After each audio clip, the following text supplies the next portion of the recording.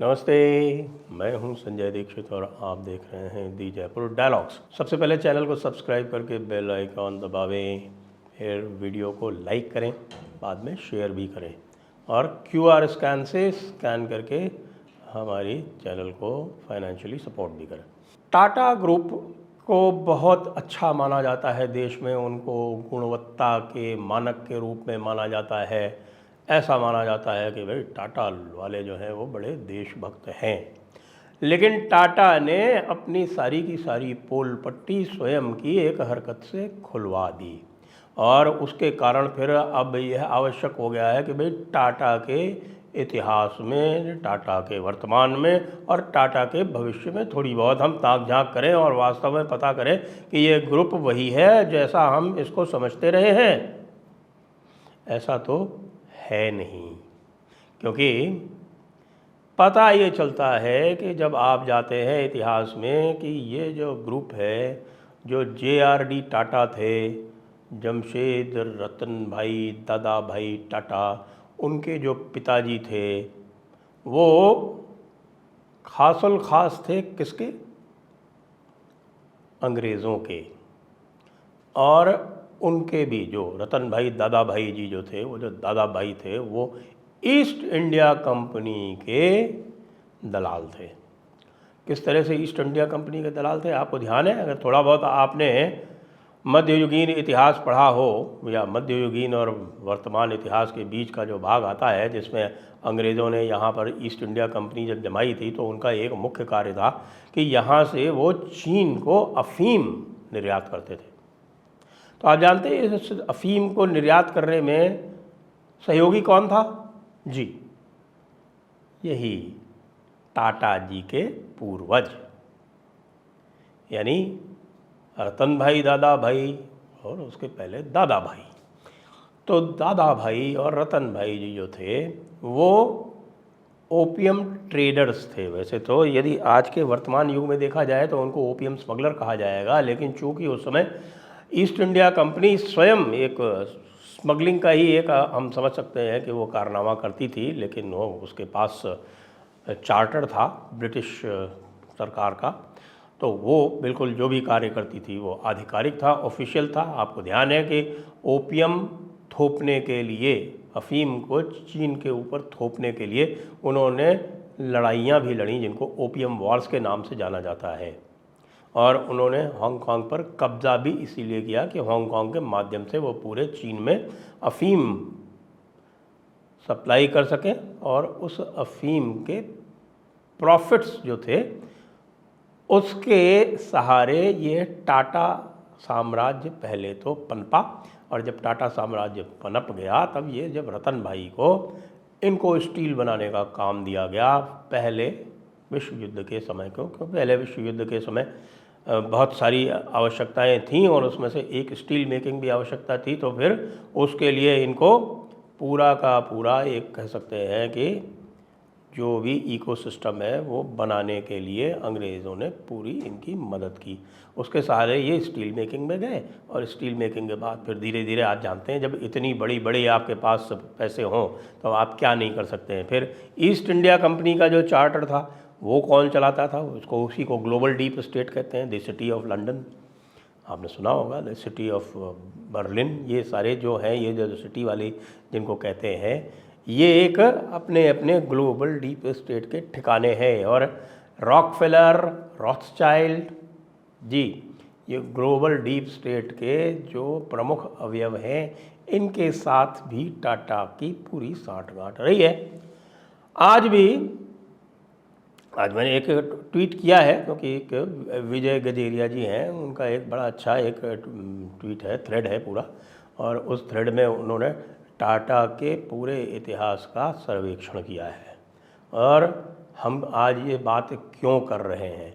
हम आज ये बात इसलिए कर रहे हैं कि टाटा ने एक पूरी तरह से भारत विरोधी मेहंदी आर हसन नाम के एक व्यक्ति को, जो पहले अल जज़ीरा में एक एंकर हुआ करता था और अल जज़ीरा से भारत के विरुद्ध पूरी तरह से विश्वमन किया करता था, जो कश्मीर के मुद्दे पर सदैव भारत के विरोध में बात किया करता था और आजकल तो हर मुद्दे पर हिंदुत्व को लेकर पूरी तरह से भारत के विरोध में, हिंदुओं के विरोध में खड़ा हुआ था। और पहले भी उसका जो पूरी तरह से गैर मुस्लिमों के प्रति जो रवैया है वो बिल्कुल स्पष्ट था। उस मेहंदी आर हसन को टाटा लिटरेचर फेस्टिवल में बुलाया जाता है साहब। क्यों बुलाया जाता है? क्योंकि जो टाटा का जो ये तरह तरह के इनके जो फिलैंथ्रोपिक ऑर्गेनाइजेशन है, ये सारे के सारे इसी डीप स्टेट के जो रिप्रेजेंटेटिव्स हैं वो ही चलाते हैं। अब डीप स्टेट के रिप्रेजेंटेटिव्स जब चलाएंगे तो उनका एक मुख्य कार्य तो डिसमेंटलिंग हिंदुत्व होगा ना, उनका एक मुख्य कार्य डिसमेंटलिंग भारत होगा ना। ब्रेकिंग इंडिया तो उनका प्रमुख कार्य है। तो जब ब्रेकिंग इंडिया जिनका प्रमुख कार्य है उनको ही आप ये कार्य देंगे तो वो मेहंदी आर हसन को ही तो बुलाएंगे। लेकिन एक बात की तो प्रशंसा करनी पड़ेगी कि आप लोगों के डर से, जी हाँ, हमारे जो दर्शक हैं, जो श्रोता हैं, उनके डर से इसको स्ट्रीम नहीं किया गया, इसको लाइव नहीं दिखाया गया। वहाँ पर शशि थरूर को बुलाया गया और बाद में हमने सुना है कि वो राजदीप खाजदीप जो है, वो जो पूरा का पूरा जो डीप स्टेट का एक अकेला रिप्रेजेंटेटिव के रूप में यहाँ बैठा रखा है इंडिया टुडे ग्रुप ने। इनकी भी व्यवस्था करनी पड़ेगी क्योंकि ये भी सारा जो लुटियंस कबाल है ये सब मिला हुआ है। फोर्ड फाउंडेशन, इसमें टाटा के इंटरेस्ट, रॉकफेलर्स, इसमें टाटा के इंटरेस्ट, रॉथस्चाइल्ड, इसमें टाटा के इंटरेस्ट, और टाटा, अजीम प्रेम जी, नैना लाल किदवई, ये पूरा जो कबाल है ये इन्हीं में सब में आपस में एक दूसरे की रिश्तेदारियां बढ़ा बढ़ा के इन्होंने मिलके एक IPSMF नाम का एक ऑर्गेनाइजेशन खड़ा किया जिसका नाम है जिसको independent and public spirited media foundation. अब ये जो IPSMF है ये क्या करता है? ये किस तरह के मीडिया को फंड करता है? जी, दी वायर, स्क्रॉल, शायद दी प्रिंट को भी करता है।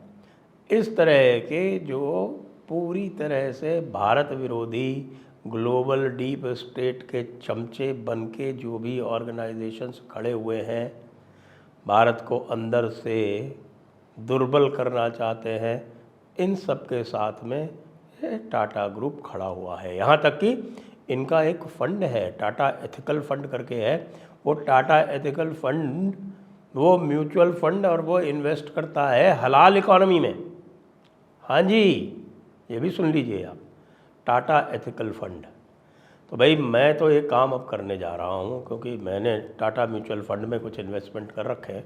वो टाटा म्यूचुअल फंड वाले इन्वेस्टमेंट तो अब मुझको विड्रॉ करने पड़ेंगे। और आप लोगों से भी यह अपील है कि कम से कम टाटा में जो आपने इन्वेस्ट कर रखा है कुछ भी, तो उसको विड्रॉ कर लीजिए।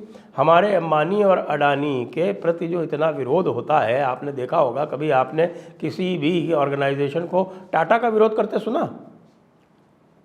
ना जी। ये जो भी पारसी ग्रुप है, आप ये देखिए, ये सारे के सारे हम मानते हैं कि भाई पारसी जो है वो बड़े राष्ट्रवादी होते हैं, वो सही भी है। वैसे भी पारसियों की संख्या है कितनी, कुल 60-70 हज़ार तो कुल है भारत में। उनके प्रति कभी भी किसी ने कोई भेदभाव नहीं सुना, उन्होंने स्वयं भी कभी नहीं कहा, और उनकी पारसी पंचायत है वो भी कभी नहीं कहती।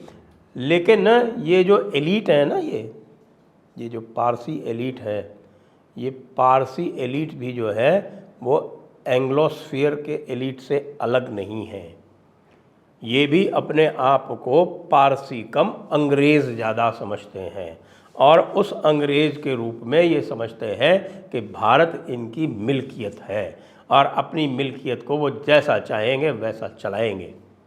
अब ये समय आ गया है, आजकल की जो जागरूकता का स्तर है उसको देखते हुए भारत को कभी भी किसी की मिल्कियत बने कैसे रहने दिया जा सकता है।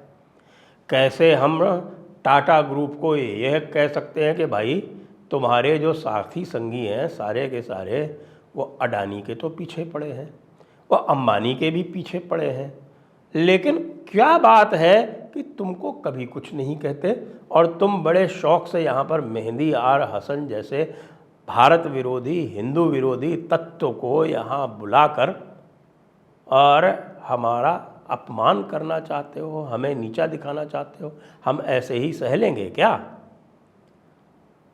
साथ में ये जो हमारे डिप्लोमेट्स बैठे हुए हैं ना विदेशों में, उनसे भी मैं पूछना चाहता हूँ कि ये जो आप लोगों की जो भाव भंगिमा है ना चाटुकारिता की, एंग्लोस्फीयर की चाटुकारिता की, आपके ये कतर की चाटुकारिता की, ये कब तक चलेगी?